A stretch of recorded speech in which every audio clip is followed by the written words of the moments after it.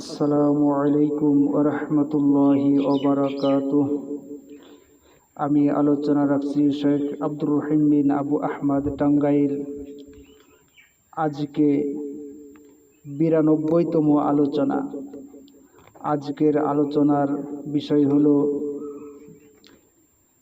কারো অতিরিক্ত প্রশংসা করা যাবে না, কারো সামনাসামনি তার প্রশংসা করা যাবে না।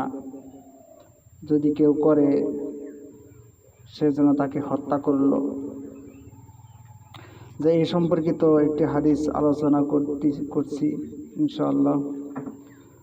ওয়া তাওফীক ইল্লা বিল্লাহ।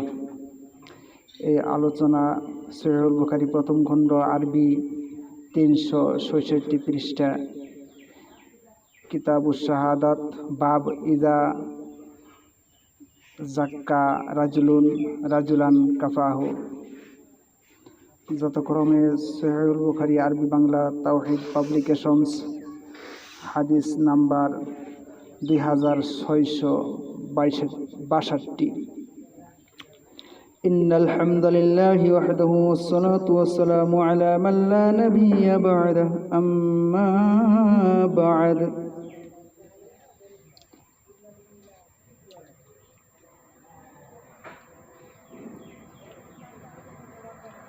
حدثنا محمد بن سلام حدثنا عبد الوهاب حدثنا خالد الحذاء عن عبد الرحمن بن أبي بكرة عن أبيه قال أثنى رجل على رجل عند النبي صلى الله عليه وسلم।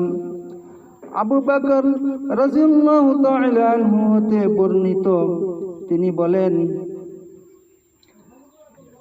নবী সাল্লাল্লাহু আলাইহি ওয়াসাল্লামের নিকটে এক ব্যক্তি আরেক ব্যক্তির প্রশংসা করল।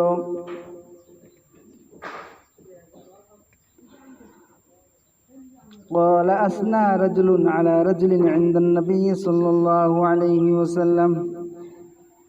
নবী সাল্লাল্লাহু আলাইহি ওয়াসাল্লামের নিকটে এক ব্যক্তি আরেক ব্যক্তির প্রশংসা করল। ফাকালা ওয়াইলাকা, অতঃপর রাসূল সাল্লাল্লাহু আলাইহি ওয়াসাল্লাম বললেন, তোমার জন্য আফসোস। কতাআতা উনুকা সাহিবিকা মিরারান, তুমি তোমার সাথীর গর্দান কেটে ফেললে। মিরারান, একথা তিনি কয়েকবার বললেন। সুম্মা ক্বালা, অতঃপর তিনি বললেন, মান কানা মিনকুম মাদিহান আখাহু লা মাহালাতা, তোমাদের মধ্যে কেউ যদি তার ভাইয়ের প্রশংসা করতেই চায়, ফাল ইয়াকুল, অবশ্যই তার বলা উচিত, আহসিবু ফুলানান, আমি অমুককে এরূপ মনে করি।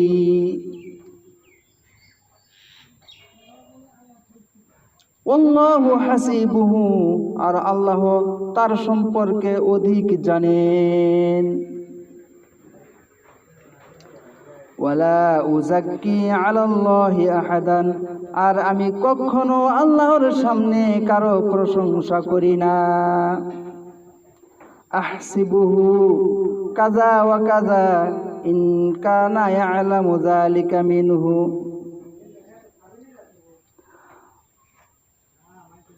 তার সম্পর্কে ভালো কিছু জানা থাকলে সে যেন বলে, আমি তাকে এরূপ মনে করি। হাদিসটি আপনাদেরকে আরো পরিষ্কারভাবে বলে দিচ্ছি। হাদিস তরজমা করলাম, এখন পর্যালোচনা করব ইনশাআল্লাহ। এখন কথা হলো যে মানুষের এরকম দুইভাবে মানুষের প্রশংসা করতে নাই। একটা হলো তার সামনাসামনি প্রশংসা করা যাবে না, যে তুমি খুব ভালো, তুমি এই করছো সেই করছো, এগুলো তার সামনাসামনি বলা যাবে না। তার সামনাসামনি বলতে হবে তার দোষগুলো, যাতে সে সংশোধন হইতে পারে। আর তার সামনাসামনি তার প্রশংসা করলে সে তো শয়তান তাকে বিভিন্ন ধোঁকা দেয়, বা সে অহংকার বা নিজেকে গর্ববোধ, নিজেকে যোগ্য মানে উপযুক্ত নেককার মনে করার আশঙ্কা আছে। আরেকটা হলো তার ব্যাপারে তার অতিরিক্ত প্রশংসা করা যাবে না, সে সেই করেছে, সে এই রকম সেই রকম, সে সব দিক দিয়ে ভালো, সে যোগ্য এবং পরিপূর্ণ, সে একজন মহামানব, তার ব্যাপারে এরকম অতিরিক্ত প্রশংসা করা যাবে না। এই জন্য এখানে হাদিসে আসছে যে আসনা মানে সানা মানে তার প্রশংসা করা। নবী সাল্লাল্লাহু আলাইহি সাল্লামের সামনে বা তার নিকটে এক লোক আরেক লোকের প্রশংসা করতেছিল, তখন রাসূল সাল্লাল্লাহু আলাইহি সাল্লাম বলেছিলেন যে ওয়াইলাকা মানে তোমার জন্য আফসোস। এটা অর্থ আসে ওয়াইলাকা তোমার জন্য ধ্বংস হোক, এখানে অর্থ আসবে তোমার জন্য আফসোস। কতাতা উনুকা সাহিবিকা, তুমি সাহিবিকা মানে সাথী, তুমি তো তোমার সাথীর গর্দান কেটে ফেললে। এখানে উনুকা মানে গলা এবং গর্দান, কতাতা মানে কেটে ফেলা। মিরারান এই কথা তিনি কয়েকবার বললেন। মানে এরকম প্রশংসা, একটা যার প্রশংসা, যার ভালো দিকটা তার সামনে বলতেছিল আর কি। সুম্মা ক্বালা মান কানা মিনকুম মাদিহান মানে প্রশংসা, আখাহু তোমাদের মধ্যে যদি কেউ তার ভাইয়ের প্রশংসা করতেই চায়,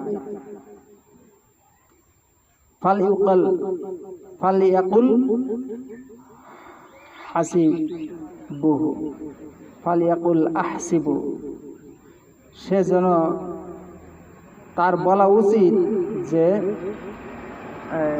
আহসিবু ফুলানান, আমি তাকে এরূপ মনে করি, অর্থাৎ এরূপ মনে করি, আহসিনু ফুলানান, আমি তাকে অমুককে এরূপ মনে করি। তার অর্থ হলো যে একজন, যেমন উদাহরণ, একজন সালাত আদায় করলো, আমি তারে মনে করতে পারি যে সে একজন সালাত আদায়কারী। তো একজন লোক দান করলো, আমি মনে করতে পারি সে একজন দান করে, দানবীর। তো আমি এরকম মনে করতে পারবো না যে সে একজন সালাত আদায় করে, সে সালাতের মধ্যে খুব মনোযোগী, সে খুবই সালাত আদায়কারী, সবার চেয়ে সালাতের মধ্যে সে অগ্রগামী, সে সালাতের দিক দিয়ে শ্রেষ্ঠ, সে বিশাল একজন নামাজি, তার সালাতের মানে এত একনিষ্ঠ, আল্লাহ তাআলার কাছে সে বিশাল একজন লোক। এই সেই তার ব্যাপারে যে বাড়তি কিছু করা, এগুলা প্রশংসা করা, এগুলা করা চলবে না। আতে সে এরকম বিশাল এই জান্নাতবাসী হয়ে গেছে, বিশাল সফল কাম, আমি তার কাছে কিছু না, সে মহান শ্রেষ্ঠ ব্যক্তি, মহামানব, বা আমরা তার কাছে কিছু না, এরকম একটা লোকের অতিরঞ্জিত বিশাল বড় আকারে সাফাই করা, এটা ঠিক হবে না। এই জন্য বলা হয়েছে এখানে যে